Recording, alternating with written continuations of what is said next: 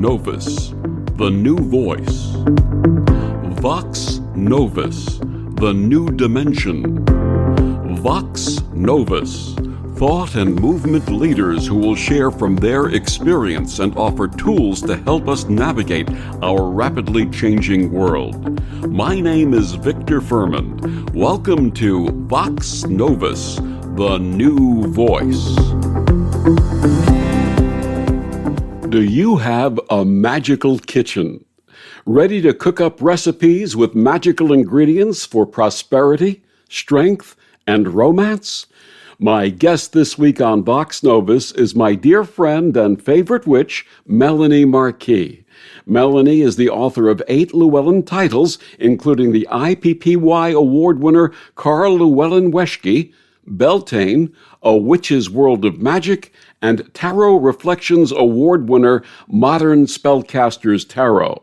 She's a local coordinator for the Pagan Pride Project and the producer of the Mystical Minds Convention. Her website is melaniemarquis.com, and she joins me this week to discuss her path and soon-to-be-published new book, Cookbook of Shadows, Simple Recipes for Powerful Magic. Please join me in welcoming my dear friend and my favorite witch, Melanie Marquis. Welcome back, Melanie. Thank you, Victor. I'm happy to be here. Melanie, I don't know if you realize this. This is the 5th time that you and I have done this.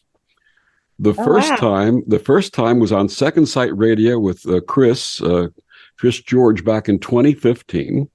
And then you did an interview with my wife, Lori Sue, and I on Love and Romance Radio in 2016.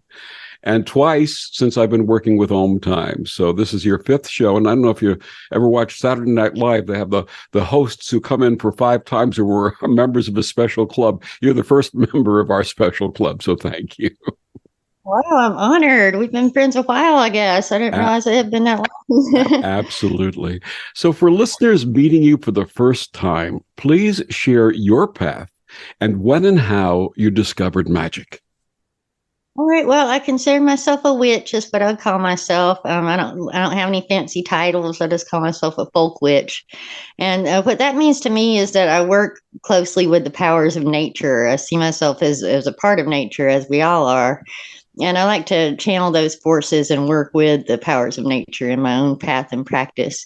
I see a witch as kind of like how everything is made of energy, just weaves throughout our universe. And to me, the witch's work is to reweave that energy where it's needed and kind of mend the holes when, there's sometimes some tears in our reality and things that we don't quite like. So I feel like that's the witch's work, to kind of reweave these threads of reality in a way that's more conducive to joy and happiness and to relieve suffering for others.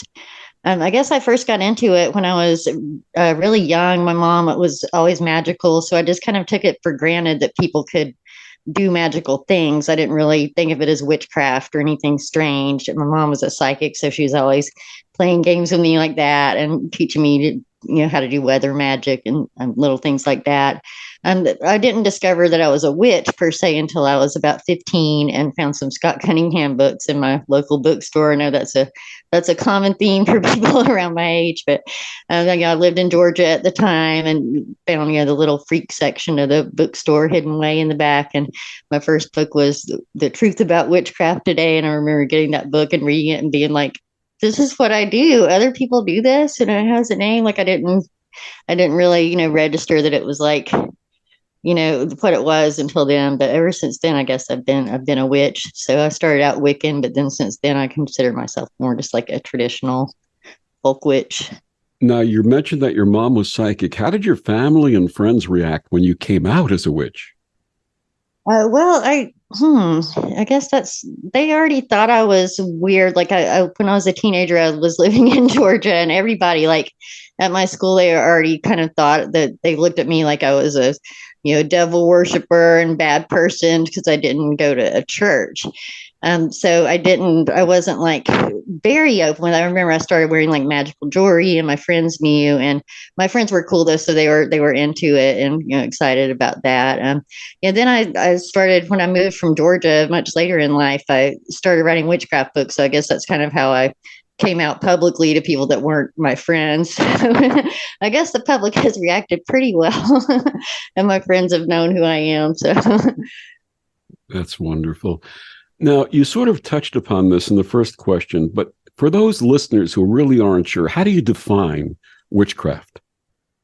well, like I said, I think it's about working with the powers of nature and working with your own energies. Now, witches are very, very diverse and different. So I'm not speaking for all witches. I can only speak for my own path. But one thing a lot of witches do have in common is this respect and reverence for our natural world. While some people in more traditional religions might go to church to worship and to feel open their heart to those good kind of divine energies. Many witches feel that same sensation as standing under the moonlight or being next to a tree, being outdoors. I derive strength from nature, and I see myself as a part of it. So when I practice witchcraft, I open my heart and I open myself to these energies flowing through me and working with that. And it's very proactive also, instead of like in most religions, you're praying for help, you're praying for help from an outside entity. And while witchcraft does have some of those aspects, it's also very much proactive, where you're recognizing the divinity and sacredness of your own nature and utilizing that. You're taking an active role in kind of creating the world that you want. In the process of practice, have you ever witnessed or created something that others might consider to be miraculous? Oh yeah, I think magic is always miraculous. So yeah, definitely for sure. I can't. It's hard to like name specific instances because I just feel like it's always miraculous. I feel like magic definitely works in very very interesting magical ways, and often better than we suspect too, like better than we can even imagine sometimes when you're open to that flow of things and invite. I can share a little vaguely, but recently some magic I did on my own path was just deciding to say yes to my own happiness and say yes to things that made me happy. And I did a ritual for this and was very, very clear. I remember looking up to the moon and saying, I say yes to all these miraculous, magical blessings that are flowing into my life right now. I want this. Yes, yes, yes. And since then, the blessings have just been pouring into my life. Like I just feel really, really close and connected with nature right now. And yeah, I want to encourage everybody to find your own miracles and believe in that stuff, because if you believe in hope and believe in your own power, and truly anything is possible. That's really so important that many of us often get involved in situations where we give and we give and we give, and at the same time that we neglect our special needs, our happiness, our health often. And to say yes to oneself is so important, isn't it? It truly is. It definitely is. Because sometimes we make sacrifices for other people because it's needed at the time. And sometimes we put our own happiness on the back burner. And while that's understandable, it is very important to honor yourself as part of this sacred divine world. Everybody is as important as everybody else. And everyone's happiness is important and matters. It's kind of, our moments are what we have in life. So I feel like it's important to, especially for witches and healers that are so often helping other people. Like in my own practice, I honestly, like, I rarely do magic for my own self. It seems sometimes, unless I really like remember, like, oh yeah, I can do something to improve this situation. I'm usually doing workings to benefit others or to benefit the world at large. And I just think it's important to honor oneself as part of this divine nature that we're all a part of. And when appropriate, to use the N word, no, right? Yeah, it's definitely. Yeah, sometimes we have to say yes to things that are really big, huge no's. It's important to say no when you can, for sure. Did I ever share with you my poem, The Healing Power of No? I think so. Yes, I think I've read that one. But Time comes for choosing rather than losing the essence that makes us so. And in the bestowing, there's power in knowing the freedom that comes with no. When said with compassion, not angry in fashion. and letting the self-love flow. There's a sense of renewing and deep soul imbuing the awareness that comes with no. So with gentle voice and the power of choice and the courage to make it so, I'm still here, my friends. There's no means in this end, just the healing that comes with no. Oh, I love that. That's so wonderful. And it took me a long time to get the courage to say no to certain situations after a life of saying yes to so many others. And so I'm grateful for having that awareness come to me. Now, you had mentioned Wicca. What's the difference between witchcraft and Wicca? And if there is one, please explain. Well, Wicca is a specific path of witchcraft, is a specific religion within it that honors a goddess and a god, and has witchcraft practices are part of that religion, usually practicing magic. It's very much it's more like, every Wiccan is different, but I feel like to me Wicca definitely has more of this aspect of a personified god figures, like a personified god, a personified goddess. Whereas in my own practice, of which I see kind of like as broader, I guess, but for me personally, I'm not really dogmatic with it. I'm reverent to the forces of nature, but I don't personally connect with this personified view of deity too much. And while I can see it that way, I see that the personification of our gods and goddesses as more a construct that helps humans to interact with these energies. But it's easier for me to work more on this broader scale of just thinking about the powers of nature in this non-personified type of way. So I feel like witchcraft is more, it's more diverse, I guess, a more, umbrella term. There's many types of witches that practice witchcraft, while Wicca is a specific path of it.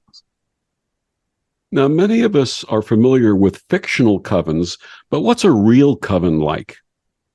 Well, again, it's very diverse. You have all types. Usually it's groups of friends, groups of people that work together, kind of like like a church study group. People that get together to practice magic together, to enjoy good times together, fellowship.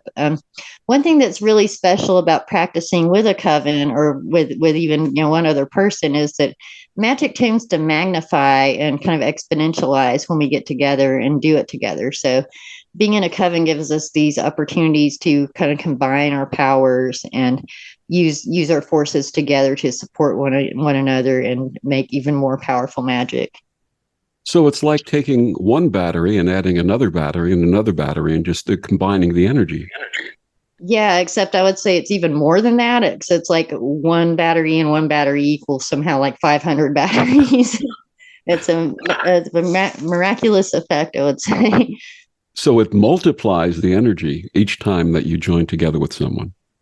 I feel like it does, and that's one thing that I know that's even common in Christian tradition. That there's I think a parable or something in one of the teachings that talks about when two people get together and pray for something that can move mountains. And in magic we also have the same idea, but it truly is like when you find people that you can connect with on that level. And what I mean on that level is it's being like pure beings of spirit, like being just the pure energy and pure essence of who you are. And when you find people that you can connect with on that level, it really, I think it opens us up. It opens our hearts. And when our hearts are open, we become channels for the infinite power of the universe. So I think that's why it makes it this exponential effect, because with someone else that you can connect with like that, it opens up our heart space all the more, and then allows that flow to be even greater within us.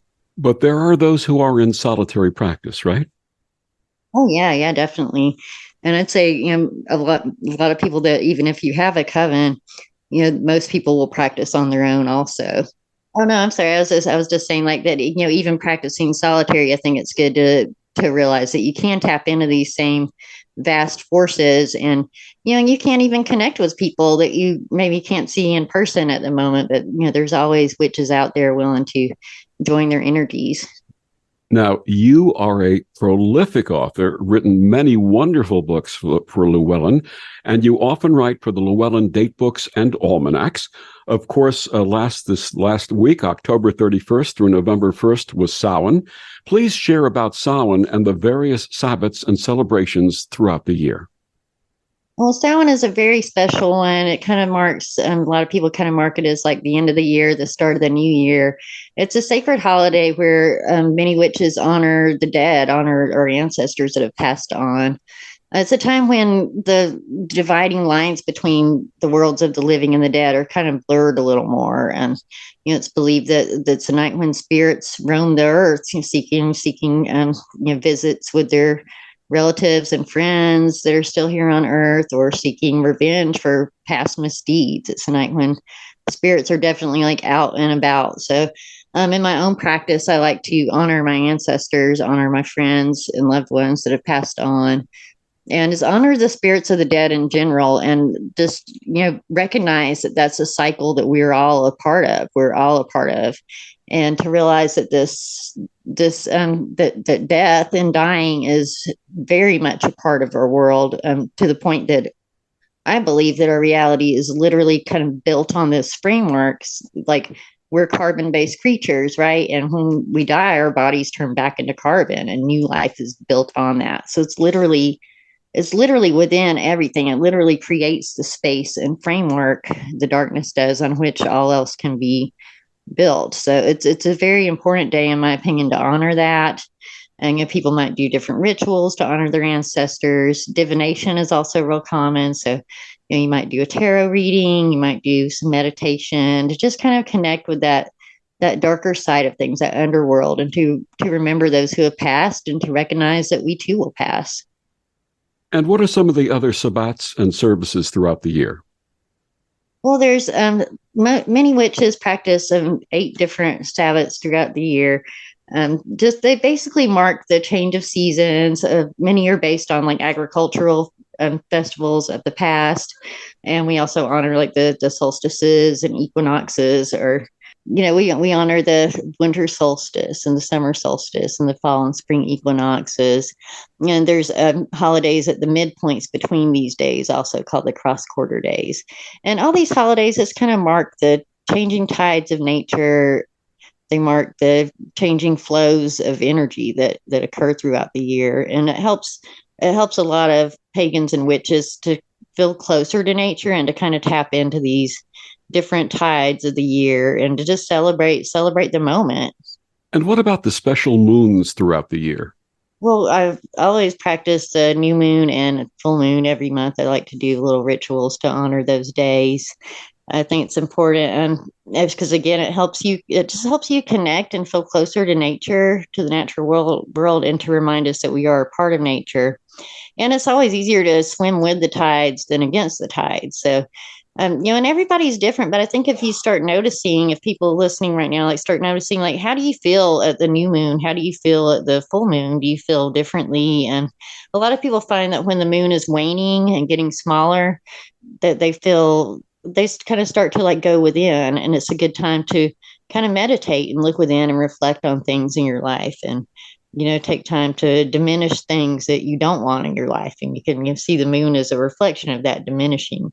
Whereas the full moon, a lot of us feel more energetic and energized. I think it's a magical effect when we look up and see that full moon. It just seems like open possibility, night of magic. It's so romantic to look at the full moon. And a lot of us witches, when we honor the full moon, we do things to magnify and boost our power, boost our happiness, boost our joy, and do magic to attract what we want in our lives. So and again, everybody's different that practices these things, and we are affected by the moon differently. But I feel like very much the moon does affect us. Other than Samhain, is there any special calling that you have, any special day that you like to celebrate? Oh yeah, I celebrate all the different holidays throughout the year. I love all holidays, really. Beltane is a real special one to me. I like Beltane a lot. That's celebrated on May the 1st, and that's a holiday to honor the spring and at the very beginning of summer starting soon. And And it's a little confusing because, to us in our current calendar, summer starts on June 21st. And that's my other favorite one. That would be the summer solstice. But in pagan traditions, that one's called midsummer. And summer kind of starts with this May 1st holiday. Like it's kind of marks like if you have trees in your area that have thorns on them, like, hawthorns, apples, things like that. Like when those trees start to blossom, that's time for Beltane to come. But that just honors the flow of that kind of spring growing again energy and the reblossoming of the earth. And it's a good holiday for romance and fun and excitement and bringing good luck and boosting beauty, boosting attractiveness, boosting prosperity, and just kind of honoring all the good flow and good things of life. My guest is my wonderful friend and my favorite witch, Melanie Marquis. Her new book coming out in February is called Cookbook of Shadows, Simple Recipes for Powerful Magic. We'll be talking more about that in the next segment. Melanie, please tell our listeners where they can get all your books and find out more about you and your wonderful work. My website is melaniemarquis.com, MELANIEMARQUIS. You can also find my books on Amazon and also at the Llewellyn website, LLEWELLYN.com. So at Llewellyn.com or Amazon, you can find all my books and connect with me on my website or on Facebook. And we'll be back with more of Melanie after these words on the Om Times Radio Network. The best of the holistic, spiritual, and conscious world. Om Times Radio, IOM FM. Om Times Magazine is one of the leading online content providers of positivity, wellness, and personal empowerment. A philanthropic organization, their net proceeds are funneled to support worldwide charity initiatives via Humanity Healing International. Through their commitment to creating community and providing conscious content, they aspire to uplift humanity on a global scale. Om Times, co-creating a more conscious lifestyle. Imagine yourself being transported to India, to the banks of the Ganga and an ashram in Rishikesh. Visualize that you are welcome to satsang with an American sannyasi who shares the wisdom of her guru. Your visualization has manifested. Join Sattvi Bhagawati Saraswati for inspiration and transformation every Thursday at 11 a.m. Eastern on Om Times Radio. If I could be you, and you could be me, for just 1 hour. If you could find a way to get inside each other's mind. Walk a mile in my shoes. Walk a mile in my shoes. Walk a mile in my shoes. We've all felt left out. And for some, that feeling lasts more than a moment. We can change that. Learn how at belongingbeginswithus.org. Brought to you by the Ad Council. Walk a mile in my shoes. Steven. Who said that? Me, down here. Ugh, what are you, a yellow booger? I'm a banana slug, Steven. What are you doing in my room? I'm your sense of adventure. It's been a long time since we've had an adventure in the forest. Mom took me to the forest last year. I'm a slug, Steven. It took me a long time to get here. You're right. I should get out. Yeah, the forest is not that far away. Hey, Mom! Come to the forest where the more adventurous you lives. Check out discovertheforest.org for cool places nearby. Brought to you by the U.S. Forest Service and the Ad Council. Grab a cup of tea or a glass of wine and tune in for Inspired Conversations with publisher Linda Joy on Tuesdays at 2 p.m. Eastern. Linda creates sacred space for leading female luminaries, empowering authors, heart-centered female entrepreneurs, coaches, and healers. A soulful venue where guests openly share the fears and obstacles they've overcome, wisdom and lessons learned, and the personal journey that led them to the transformational work they do in the world. Inspired Conversations to empower you on your path to authentic, soulful living.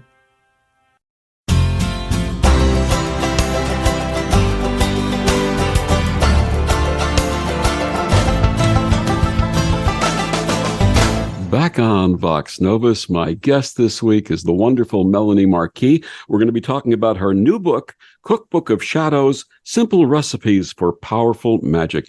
Melanie, before we talk about that book, let's talk about some of your other books.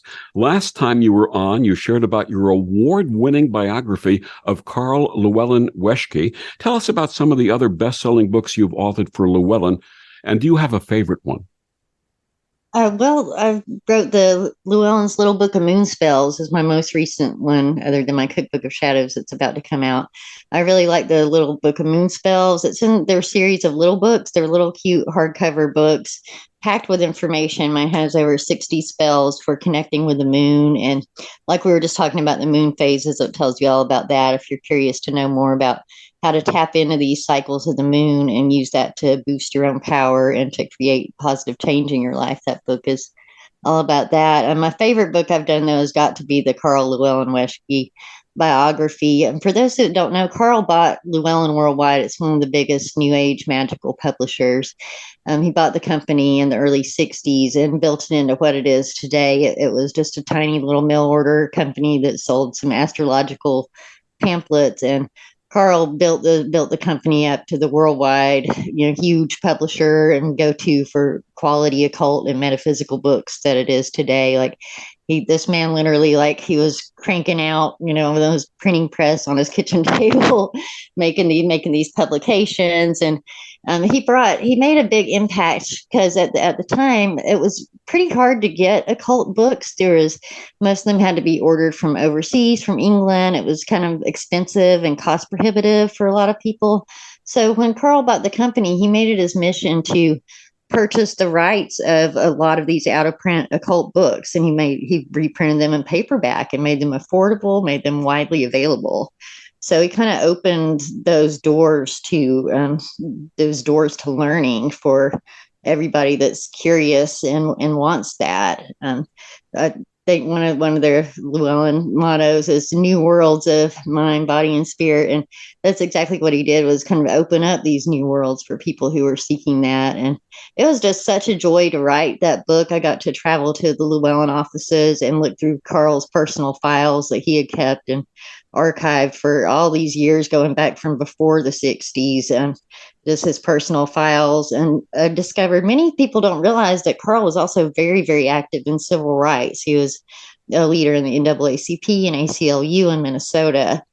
So going through his files, I found speech after speech that he had made and kept for all these causes, all these civil rights causes. He did a lot to try to make change and create like equal housing opportunities and deter fighting against racism again in the housing in Minnesota and elsewhere. So it was just a joy discovering all that and just kind of seeing the huge impact that he made. So that's got to be my favorite book that I've read. And share with our listeners a little bit about the other books you've written. Well, I did the Modern Spellcaster's Tarot, which was illustrated by Scott Murphy. I wrote the guidebook for that and designed the card images, and Scott Murphy illustrated those images for me. And that deck the guidebook talks all about how to use the tarot cards magically in your life. Because a lot of people don't realize that tarot can also be used for magic, not just for divination. So I designed the deck to be both for divination and for magical purposes. So it's a great deck that's very diverse. It shows different representations of people, not just heterosexual and all white, but a little more diversity in that deck. So more of us are able to connect with those cards and images. I also wrote The Witch's World of Magic, which is kind of it gives examples of different magical practices that have been done in different cultures around the world. Not to copy, but so that we can see how different things are practiced in different cultures, and to see if we can find any common threads by looking into that and kind of seeing, like, doing so and comparing these different types of magic around the world allows us to kind of see some common threads and see the core of the magic and the essence of the magical operations in a lot of these senses. So I feel like that's a good book for people that are kind of exploring and wanting to know more about different types of magic that are done. It can kind of give you an overview of things to look deeper into and kind of pique interest in different things like that. And what's the difference between magic ending in a C and magic ending in a K? Google search results. That's honestly, I would say the big difference, and I would say the reason for it, like on it for all practical purposes. And I think I, I think that well, it looks cooler with a K for one thing, in my opinion. But yeah, honestly, the reason I would spell it with a K most of the time is because magic without the K, a lot we might think of like stage magic, the magician that's doing like sleight of hand tricks and things like that. But magic itself, magic is the same with a C or with the K, and it's something filled with wonder. It's something that amazes us. It's something that shouldn't be possible but is. So magic with a K or without the K and just a C, I feel like that has that in common. But I feel like out of respect for stage magicians and out of respect for witches and others that practice magic with the K or witchcraft style magic, it's helpful to spell it with a K. I think when you're talking about like occult type witchcraft type magic, just because if I was a stage magician, I would get annoyed when I look up magic, and where magic in Atlanta or wherever, and then like all these witches come up, I'd be like, no, I'm looking for where I can go put on my sleight of hand show. So I just feel like it's kind of helpful, if you're searching for magic books, do you mean stage magic or do you mean occult witchcraft magic? So it can just help people kind of find more what they're looking for and kind of differentiate between sleight of hand magic and magic that's more spiritual, where you're, it's not a trick. Now, your new book coming out this February is entitled Cookbook of Shadows, Simple Recipes for Powerful Magic. What inspired this new book? I'm so excited about this book. I love to cook myself, and I find a lot of people are a little intimidated in the kitchen. And so I wanted to give something to kind of invite everyone, whether experienced cook or not, to kind of delve into their magical side and to delve into cooking without being afraid to experiment and customize and to make it your own. So it's a book that can help people who are not experienced cooks feel more comfortable and confident in the kitchen. And it can help people who maybe aren't as experienced with doing magic to feel more comfortable with that too. And for those that are experienced at these things, it's an excellent reference that provides, I think around 100 or so ingredients and their magical attributes and lots of recipe ideas to try. And it's all very customizable. So I wanted to provide this book to give people more ways to practice magic more often, more easily, and to make it practical and tangible, because we all have to eat, right? We all have to cook, eat, every day. Most of us are preparing a meal or eating a meal, and it's just a simple way that we can honor our bodies, honor our food, and honor our magic process when we're conscious. So I cook every day, and I consider my cooking to be magical, even though I haven't read your book yet. What's the difference between magical cooking and everyday cooking? Well, as you say, Victor, you said it. All cooking is magical, and food itself is very, very magical. So in my book, and what I refer to as, kitchen magic or, cooking magic and making it more magical, it's just kind of being even more mindful of the whole process and kind of upping that mindfulness of the process, where everyday cooking, if you're a good cook, if you love to cook, or if you love who you're cooking for, we put love into our meals, and we say, oh, this is cooked with love. And it honestly makes it taste so much better when something is cooked with love, right? Well, that's kitchen magic right there. That's the magical process. But in my book, you'll also learn more details about that and how to kind of up that and do that process all the more consciously and mindfully through various cooking techniques, like the way you use a knife, the way you stir, the way you heat something, the spices that you use, the particular ingredients and ingredient mixtures, and some visualization, some intentions, and some ideas of how you can process the food as you're cooking it to kind of transform the whole process of cooking and eating it into an even more magical act. I know when I'm in the process of cooking, number one, I express gratitude for the gift of the ability to do the cooking, gratitude for the wonderful foods, the items that I'm adding to the recipe and doing the cooking process. And I also visualize the people eating the food and smiling and enjoying it and being blessed with that food. Is that part of that process?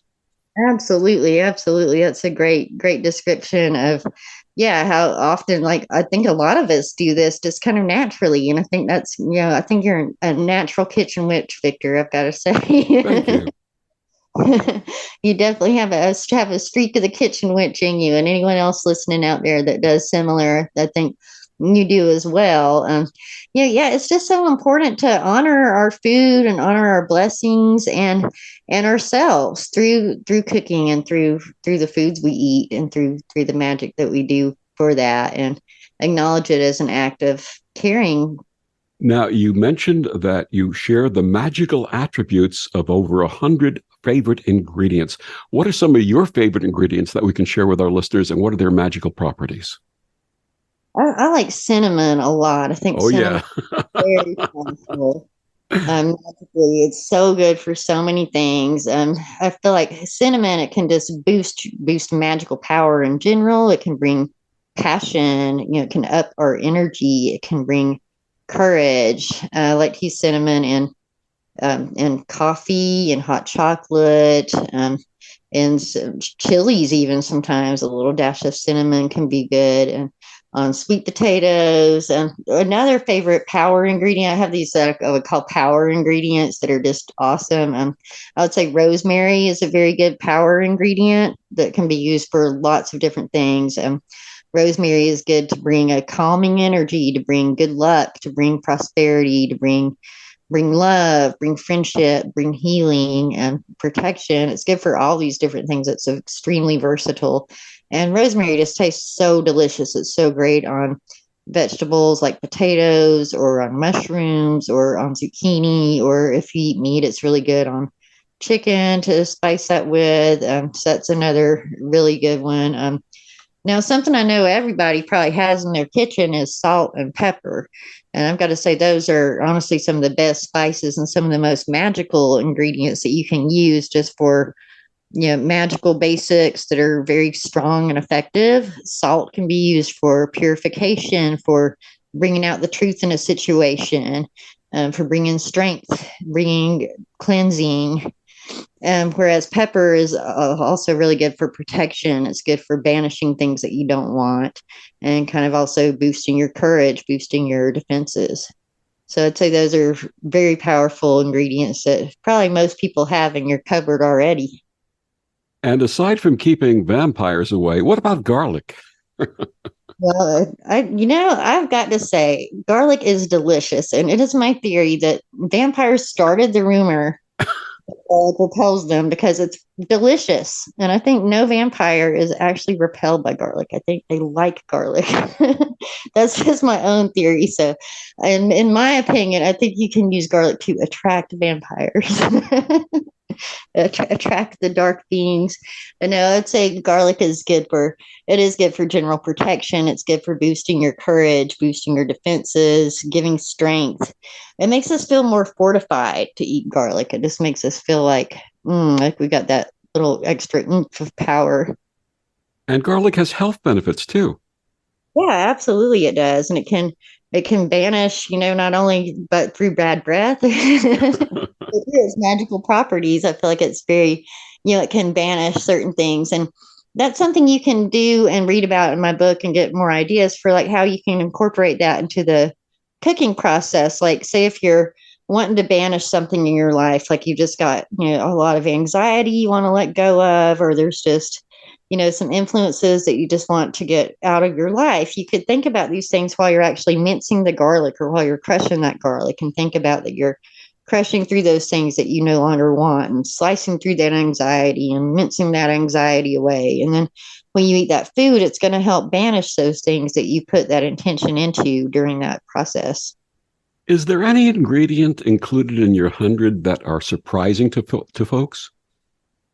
Oh, well, I don't know. I guess I'll have to wait until it comes out and see if what people are surprised about. I tried, for the most part, I tried to stick with with common ingredients that we're pretty all familiar with, because to me, I get kind of irritated looking at recipe books that call for all these very exotic ingredients that I don't have in my house. And, frankly, I don't want to go invest a lot in a bunch of ingredients that I haven't tried and may not like. I'm willing to try some new things, but I don't want a recipe that I have to buy like 15 new things I've never tried before. So for the most part, it sticks with ingredients that are very common that you're going to be able to get and, at your local grocery store. One of the things that I do when I'm cooking, especially making any kind of stew, is I add apricots and I add prunes. Do you do that also? Oh, I did. Apricots are in my book. Yeah, I'm not a prune fan. Yeah, apricots are good. Fruit is really good to cook with in so many ways, and ways that are surprising. Like you say, like fruits go really well with lots of meats and lots of savory dishes. You can add those to. Absolutely. My guest is Melanie Marquis. Her brand new book coming out is going to be Cookbook of Shadows, Simple Recipes for Powerful Magic. We'll be back with more of Melanie after these words on the Om Times Radio Network. Humanity Healing International is a small nonprofit with a big dream. Since 2007, HHI has been working tirelessly to bring help to communities with little or no hope.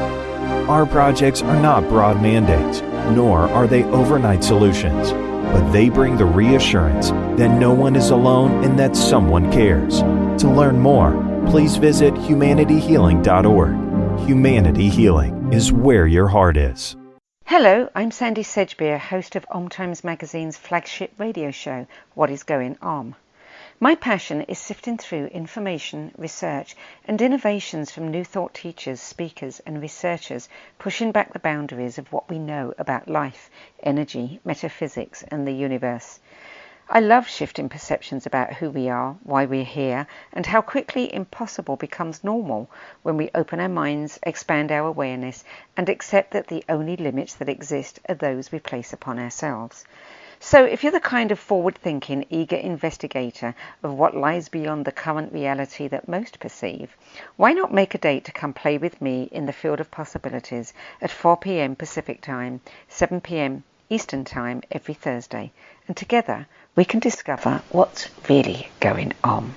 They are our love bugs and companions. They are our pets, our family, and they make life better. When we face unexpected challenges, so do our pets. That's why we're on a mission to support people and their pets. Whether donating a bag of kibble, sharing an Instagram post of a lost cat, or welcoming a foster pet into your home, every bit of kindness counts. Visit petsandpeopletogether.org to learn how to be a helper in your community. Brought to you by Maddie's Fund, the Humane Society of the United States, and the Ad Council. So I'm a cat, and I just moved in with this new human, and she's got this little toy she's always playing with, all day long. Tap, tap, tap, tap, bloop, bloop. She can't put it down. There it is. Oh, and get this. She even talks to it. Last week, she asked it for Chinese, and guess what? Egg rolls showed up. Like magic. Humans have cool toys. A person is the best thing to happen to a shelter pet. Be that person. Adopt. Brought to you by the Ad Council and the ShelterPetProject.org.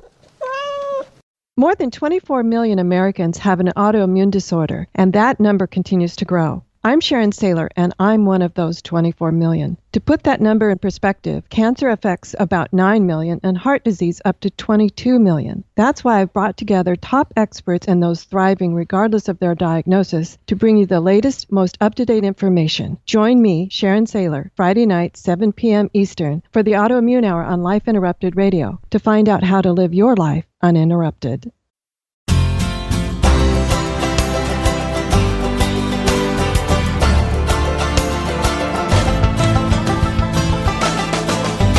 Back on Vox Novus, my guest this week is Melanie Marquis. We're talking about her brand new book coming out, Cookbook of Shadows, Simple Recipes for Powerful Magic. Melanie, let's share one or two of your favorite recipes in the new book. What a couple of magical recipes for us. Well, I really like one that's very simple would be the cocoa coffee with cardamom spiced whipped cream. And it's a very simple one that you can make with probably stuff you already have. But that recipe, you would just take like a half cup of milk and heat that up on the stove. You don't want it to to actually boil, because that'll scald the milk. So you just want to heat it on like low or medium low till it's simmering and starting to kind of steam. So you know that's getting hot. And then to that milk, you want to put in about 1 tablespoon cocoa powder and 1 tablespoon of sugar. If you don't use sugar, you can use an alternate sweetener like agave syrup or honey. Goes real well with it. And you can stir that in and let that heat. And then once that's heated, add that to about a half cup of your favorite coffee. And then all you do is just top that with some whipped cream and sprinkle on some cardamom powder.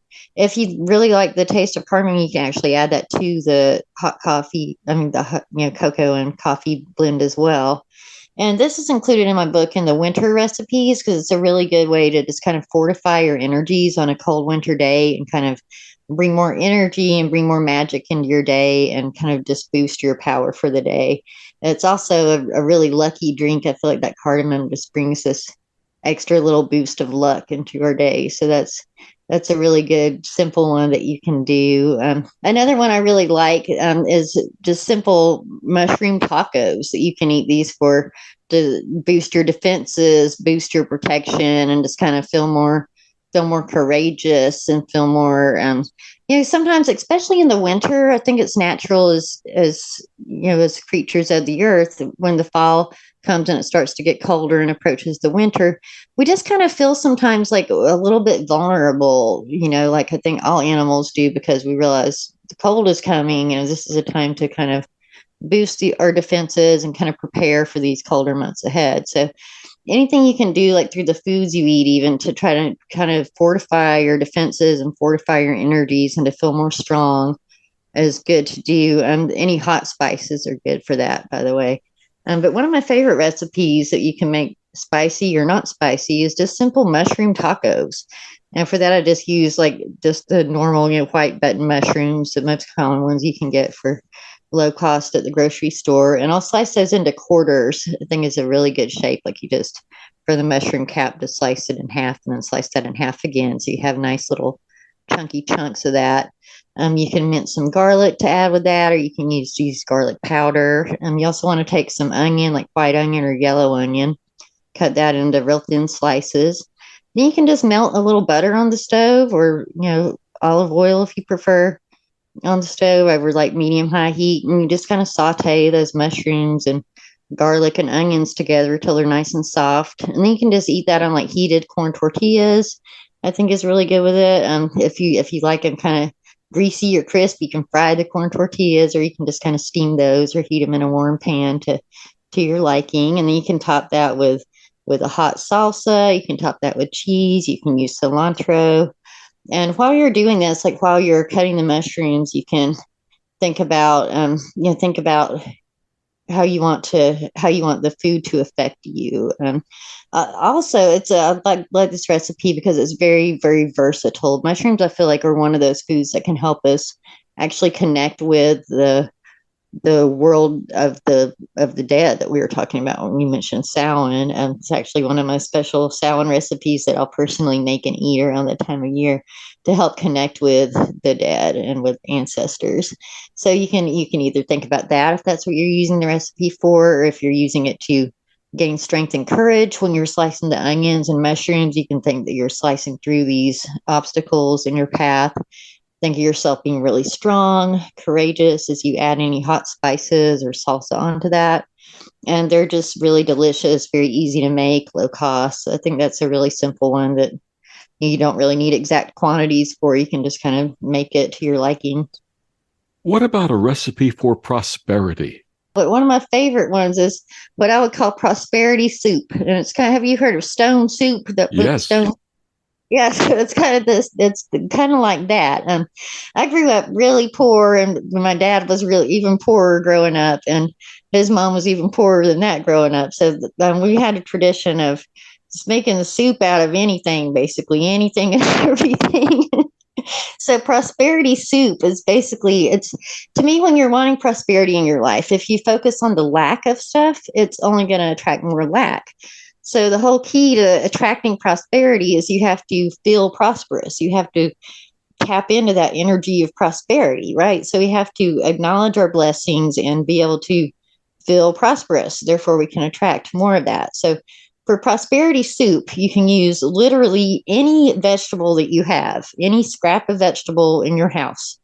Okay, like you can put that in a pot. You can use green beans, tomatoes, onions, potatoes, celery, carrots, peas, like literally whatever vegetable scraps you have left over. Like I always save vegetable scraps too. Like if I'm cutting up an onion or carrots or something like that, like I'll save the tiniest bits and just like put them in a Tupperware container, because then you can make your own broth out of that. And basically you just add these vegetables to some water, put in some salt, put in some pepper if you have it. If you have it, add oregano is really good with it. Garlic is really good if you have it, but again, not necessary really. If you have a can of stewed tomatoes, I feel like that really benefits this prosperity soup. But if you don't, it's okay. Basically, you can just use any vegetable scrap, literally any vegetable. Put that in some water with some salt and pepper, oregano if you have it, garlic if you have it, a can of tomatoes, stewed tomatoes if you have it.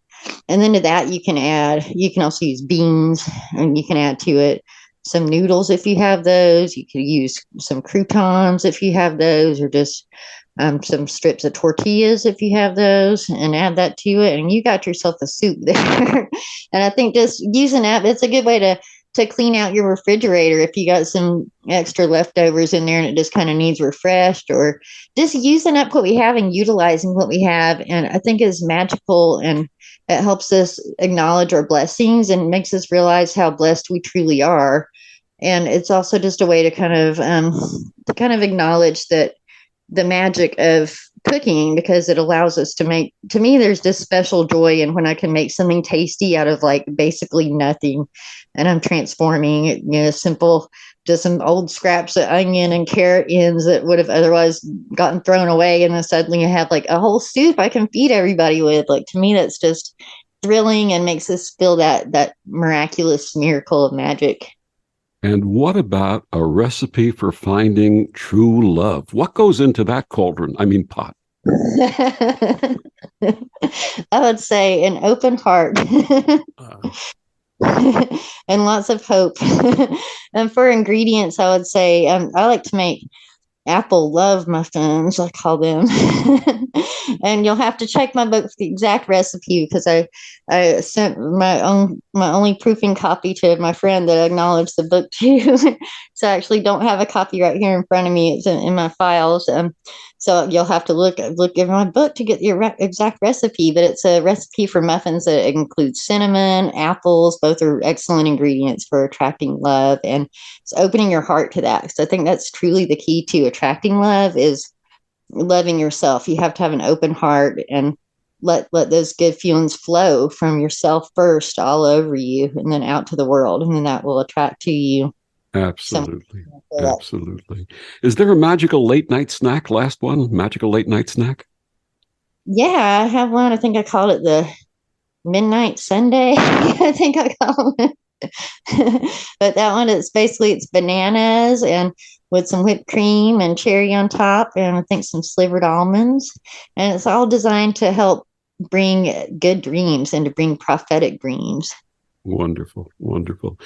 Tell us about the wonderful pagan organizations and events that you founded.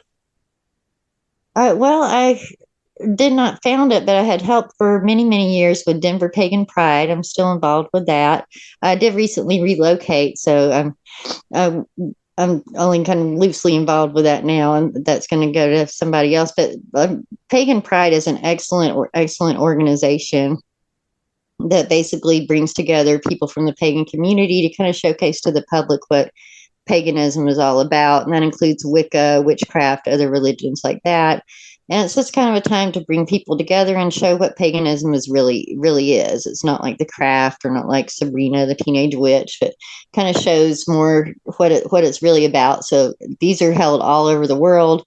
You can usually find one in your area. If there's not one in your area, you're welcome to start one up. You can look at paganprideproject.org and get more information about that. I also founded the Mystical Minds Festival, and that brings together not only pagans, but also people from paranormal communities and UFO researchers and cryptid investigators that you look for creatures like Dogman and Sasquatch and things like that. So I founded that because I wanted to, as a witch, I'd met you and many other people from these other communities that I realized, well, we have a lot of common interests and common ground, and yet there's this kind of like divide for some reason that really doesn't need to be there. So I wanted to bring our communities all together to network and kind of, share resources and just talk about these different things, because there's so much overlap of interest. Most witches I know are also very much into investigating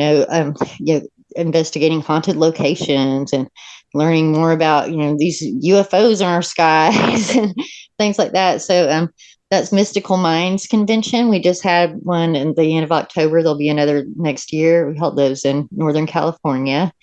So you can find more about that at mysticalmindsconvention.com. My guest, the wonderful Melanie Marquis. Melanie, one more time, please share with our listeners where they can get your books and find out more about you and your amazing work. Yeah, my books are available at many local bookstores. You can always ask for them at your local store to get those ordered. You can also find books on Amazon or at llewellyn.com. That's my publisher, Llewellyn Worldwide, or on my own website, melaniemarquis.com, MELANIEMARQUIS.com. You can also find me on Facebook. Oh, and I forget, because I haven't done one in a while, but I also do stuffed animal magic shop. Magic with a K. You can find that on YouTube and on TikTok. But that's a fun thing I do with one of my favorite teddy bears. His name is Furblango, and he does tarot readings and teaches all about magic, and with some of his stuffed animal friends, teaching about magic, and it's made for all ages to enjoy that. So if you ever need a little pick me up, or if you prefer to get your tarot readings from a sweet teddy bear, go to stuffedanimalmagicshop.com. You can also find me there. Melanie, always a joy talking with you. Thank you so much for joining me. Thank you so much, Victor. It was a pleasure. And thank you for joining us on Vox Novus. I'm Victor, the Voice Furman. Have a wonderful week.